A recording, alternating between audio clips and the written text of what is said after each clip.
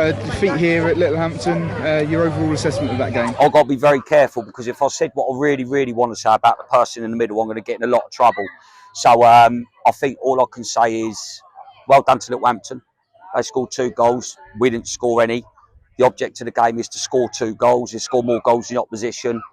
They done that. That's all I can say. That's really about. That's all I want to say before I get in trouble. Littlehampton, quite a few late challenges, quite a few nibbly challenges as well. Do you think it took time for us to adjust to that sort of play style? I think you have to adjust to it. It's football. I've got no problem with that one there. You have to deal with it. Do you know what I mean? For them, I thought, and in fairness, I thought after 10 minutes we did deal with it. I think if you're looking at the game there, I've just said to Birmingham there, I know we got beaten 2-0, and you know what I mean, that's a result, and I accept that. To be fair, I was really pleased. I thought Portchester, I didn't know what we were going to get from there. I thought we looked to control. I think we had most of the ball. To be fair to Littlehampton, you know, they work very hard, and obviously it means a lot to them, as you can tell, which is fair play to them. But from our thing, you know, we're looking at experienced managers with Birmingham. We're looking at how we are after 4 or 5 games, and to be honest with you, I'm pleased with that. So if we play like that through the rest of the season, I'm sure we're going to pick up far many points and drop them. So, you know, when the dust settles, we'll analyse it. We know there's a few mistakes, but in general terms, we're very pleased with what we saw out there. Yeah, so as you say, probably a more consistent performance than Portchester. Is this a sign that we are still moving forward despite the result? Yeah, but it's the same. We spoke about that on Saturday and said you need 5-6 games, and that's for every single club in the league, by the way.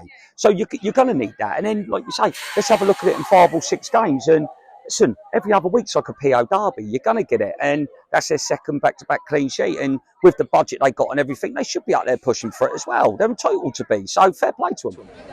And FA Cup coming up next. With the ground situation, is there a bit more pressure on the cup competitions as that extra revenue stream for you? I mean, there's always pressure on the club to do quite well, to be honest with you. But you know, we can only do what we can do. You know, at the moment we've got Joe Allman's not available because he's got a personal issue that we knew about. Dan Gifford's away, to be fair, not injured, to be honest there. So, you know, it doesn't help when you've got a game that's changed from a Saturday to a Sunday and players at this league can't do it. But that's life.